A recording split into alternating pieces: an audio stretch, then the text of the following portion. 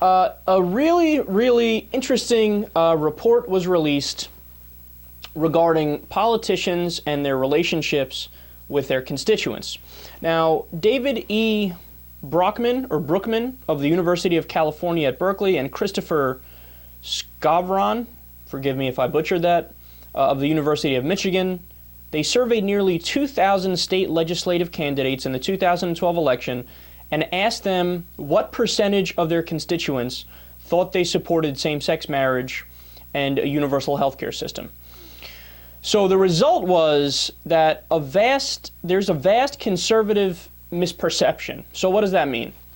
Well, constituents on average supported gay marriage and universal health care by 10 percentage points more than their politicians had estimated.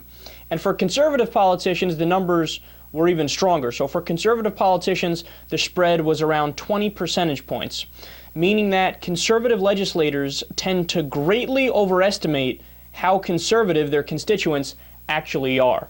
So this speaks to something which we've alluded to on multiple occasions, which is that it's not just the Republicans, it's also the Democrats that have largely bought into this idea that, all right, we live in a center-right country, and you have the media repeat that ad nauseum, whether it be on talk radio or Fox News, and it even leaks its way into the more mainstream press like CNN and ABC, CBS, so on and so forth.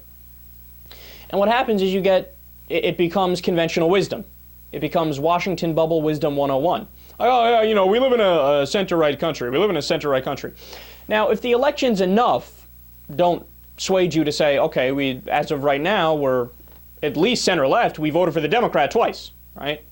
If that doesn't give you pause, then actually going to the opinion polls and going issue by issue, we find out very quickly that not only is the country center-left, we're just left.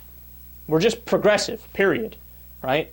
So what the Republicans point to is one opinion poll that was done a long time ago that says people self-describe themselves as center-right, but if you actually go issue by issue, they have a misconception of what center-right is because on every issue, they're progressive. So listen to the quote from the findings of this report because this is the most telling in my opinion. Quote, for perspective, 20 percentage points is roughly the difference in partisanship between California and Alabama. The difference is so large that nearly half of conservative politicians appear to believe that they represent a district that is more conservative on these issues than is the most conservative district in the entire country. So basically what that means is conservative politicians think that they're representing a conservative district as conservative as Alabama when their constituents may in reality be as liberal as in California. How do you like them apples?